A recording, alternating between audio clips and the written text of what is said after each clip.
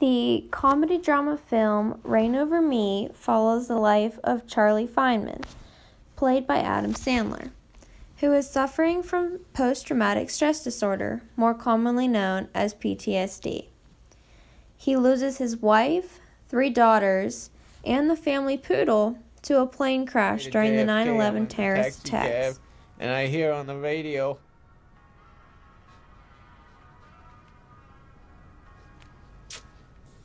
I get there, some man tells me the plane's from Boston. Some other guy says there's 2 planes. Charlie runs into his old college roommate, Alan Johnson, played by Don Cheadle, and the two become very close friends again, rekindling their college friendship. Alan is experiencing an extreme strain in both his personal and professional life, and Charlie helps him get through it, while Alan convinces Charlie to seek help to deal with his PTSD. Post-traumatic stress disorder is a very common and very treatable disorder that develops in some people after they have experienced a shocking, scary, or dangerous event. Post-traumatic stress disorder can be ongoing or short-term, and can also be caused by experiences such as the sudden loss of a loved one. This is the case for Charlie, who lost his entire family to the tragedy of 9/11. Some symptoms include having flashbacks where you relive the trauma over and over, angry outbursts, Charlie, hey, Charlie! What the fuck is wrong with you? Get out of here, man! Charlie, get the... Okay, get out of here. Get out of here. Reload! All right?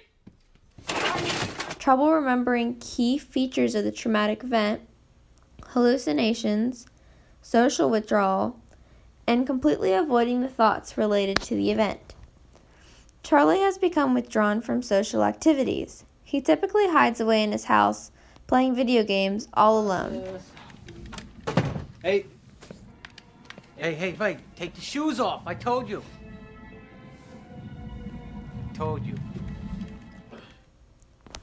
Charlie is also experiencing hallucinations, seeing his family everywhere he goes. I don't need to talk about it or look at pictures. Because the truth is, a lot of times I see her on the street. I walk down the street, I see her in someone else's face. Clearer than any of the pictures you carry. He is also expressing avoidance symptoms by completely avoiding talking or even thinking about his family. He avoids his in-laws and refuses to talk about his family in the beginning of the movie. Overall, Adam Sandler's depiction of someone suffering from post-traumatic stress disorder is fairly accurate. Charlie Feynman goes to a psychologist in the movie where he is even diagnosed with post-traumatic stress disorder. He is extremely socially awkward and has become obsessed with remodeling his kitchen. You later find out in the movie that this infatuation is caused by the fact that remodeling the kitchen was the last thing Charlie's wife wanted before she died. He feels guilty because they were fighting over it as their last conversation. Displaced guilt is also a common effect of PTSD.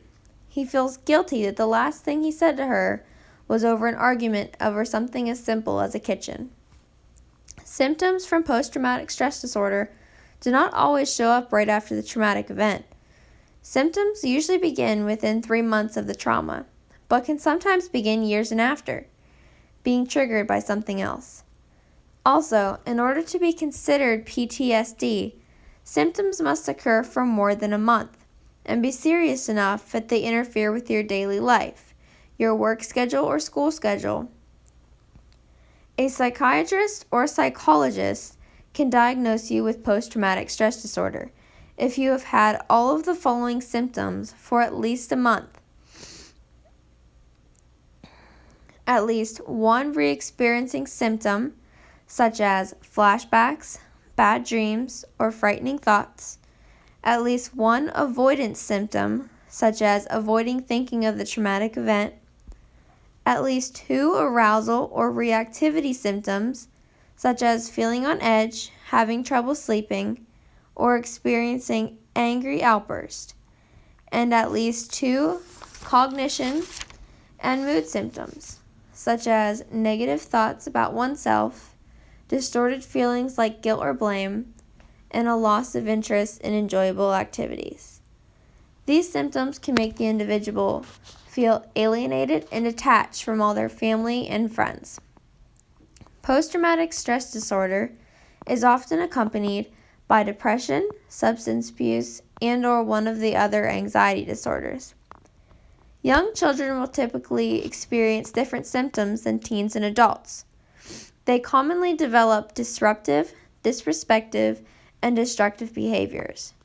According to the National Center for PTSD, about 7 or 8 out of every 100 people will experience post-traumatic stress disorder at some point in their lives.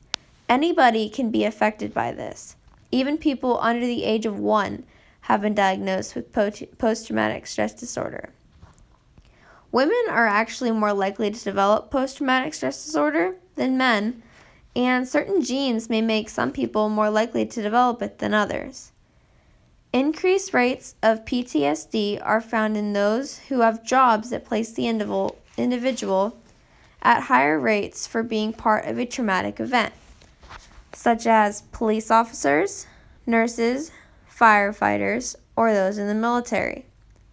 The highest rates of PTSD occur in sexual assault survivors, military veterans who have been in combat, and survivors of genocide. Approximately 80% of those diagnosed with post-traumatic stress disorder are also diagnosed with at least one other psychological disorder.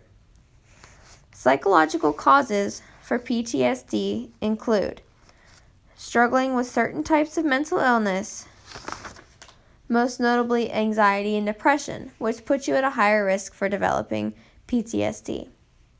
In the movie, Charlie's old roommate, Alan, convinces him to go to the psychologist who lives in Alan's building. The psychologist asks Charlie about why he's there and when he is going to open up to her or anyone else. She tries to ease him into it, only going at a pace he is comfortable with.